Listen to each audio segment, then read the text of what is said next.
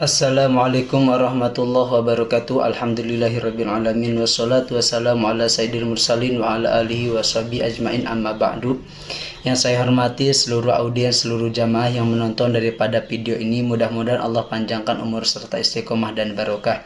Setelah kita lihat video Kiai Imad, ceramah Kiai Imad yang mana beliau mengatakan bahwa haram kita untuk mencium tangan mereka. Arti mereka itu mungkin yang tersirat di dalam hatinya adalah habaib. Kenapa? Karena saking bencinya dia terhadap habaib, walaupun dia tidak punya argumentasi dalil, walaupun seperti itu mereka berani mengatakan mengharamkan mencium tangan para habaib. Padahal ulama-ulama salafun soleh banyak yang mengatakan kita sunnah mencium tangan-tangan ulama-ulama yang punya ilmu karena keilmuannya, karena kemuliaannya, karena kesolehannya. Apalagi ini yang dinobatkan oleh para ulama salafus soleh sebagai duriyah baginda Rasul. Jadi jelas kata-kata Kiai Imad ini adalah kata-kata yang jelas ngawur jauh dari pandangan syariat ulama salafus soleh. Mungkin ini daripada realisasi Allah nyatakan di dalam Al-Quran. Faqala ta'ala Allahu yastahzi'u bihim wa yamudduhum fi tughyanihim ya'mahun. Allah membalas perolok mereka. Allah membalas perolokan mereka dengan cara wa yamudduhum fi tughyanihim ya'mahun. Allah membiarkan mereka terombang-ambing dalam kesesatan.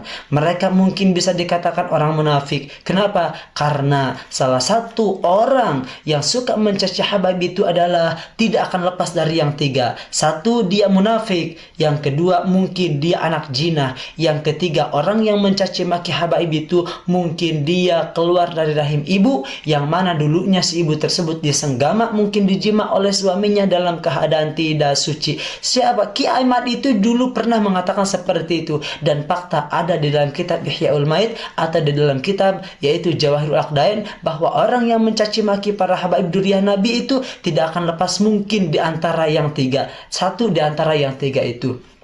Nah, mana fakta Kiai Imad menyelisihi daripada fatwa-fatwa ulama salafun soleh? Salah satunya saya ambil di dalam kitab Raudhah, di dalam kitab Raudhah Talibin Shahifah 438 jilid ke 7, bahwa Imam Nawawi mengatakan wa amma taqbilul yad, adapun mencium tangan, Fa'ingkana lizudi sahibil yad, karena kejuhudannya itu orang yang punya tangan, wasolhahi, dan karena kebaikannya, au ilmi, atau ilmunya, au syarafi, atau karena yaitu kemuliaannya, kesananya pamustahabun, itu hukumnya disunahkan Kiai Imad, bukan diharamkan.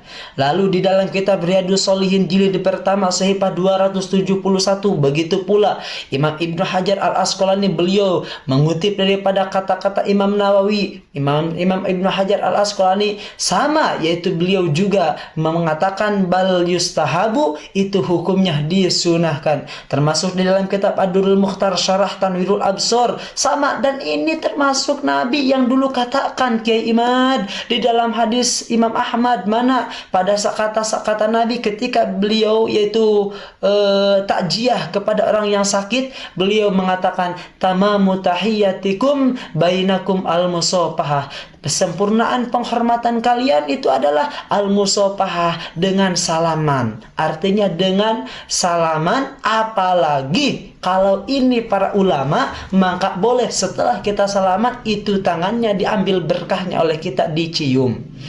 Gitu. Emang ada dari Rasulnya dulu di dalam hadis 14 abad yang lalu yang berasal dari hadis Bukhari, bahkan di dalam hadis Imam Ahmad juga sama, yang berasal dari Imam Ibnu Jad'an. Beliau berkata li Anas kepada Imam Anas, Imam Ibnu Jad'an kepada Imam Anas berkata, amas nabiyya biyadika ya Anas, apakah ante wahai Anas, Sayyidina Anas, memegang Nabi dengan tangan kamu? Kata Imam Anas, qala na'am, ya saya juga. Kata Imam Anas, memegang Nabi dengan tangan saya. Faqabilah, langsung itu Imam Jad'an mencium daripada tangan Imam Anas. Dan juga hadis mana yang berasal dari Imam Jabir bahwa anna Umar qabbala yadan Nabi. Sesungguhnya Sayyidina Umar dulu pernah mencium tangan baginda Rasul Muhammad sallallahu alaihi wasallam. Bahkan di dalam Imam Bukhari, dalam hadis Imam Bukhari diceritakan dari Imam Suhaib wa qala Imam Suhaib, "Ra'aitu Aliyan yuqabbilu yaddal Abbas." Sayyidina Ali, saya pernah melihat Sayyidina Ali yaitu mencium tangan Sayyidina Abbas. Artinya apa? Para sahabat dulu mencontohkan kepada kita bahwa hukumnya boleh mencium tangan orang lain, apalagi dilihat, ditinjau ini ya, mencium tangan orang lain, yaitu dari segi keilmuannya, karena orang tersebut punya kesolehan, karena orang tersebut punya ilmu, punya kemuliaan, sehingga para ulama salafun soleh menghukumi dengan sunnah hukumnya mencium tangan karena kesolehan, mencium tangan manusia karena kesolehannya, karena kearifannya, karena keilmuannya, karena kemuliaannya. Apalagi ini yang disebut habaib sebagai duriyah baginda Rasul Muhammad sallallahu alaihi wasallam. Jadi jelas ini Kiai Imad sudah menyimpang jauh daripada ajaran ulama salafun soleh. Dan mungkin ini Kiai Imad mungkin ini adalah realisasi daripada ayat Allah nyatakan Allahu yastahzi bihim wa yamudduhum fi tughyanihim ya'mahun. Kiai Imad ini dan juga kelompok-kelompoknya mungkin itu bisa disebut munafik karena sifatan-sifatan munafik ada di dalam diri mereka. Tandanya mana? Yukhadi'un Allah waladina amanu. Mereka menipu daya umat, mereka mengajak umat, menipu umat supaya apa? Supaya menjauh umat daripada habaib. Akan tetapi ingat, wa ma yakhda'una illa anfusahum wa ma yash'urun. Mereka ternyata tipu dayanya itu adalah hanya terkena untuk diri sendiri.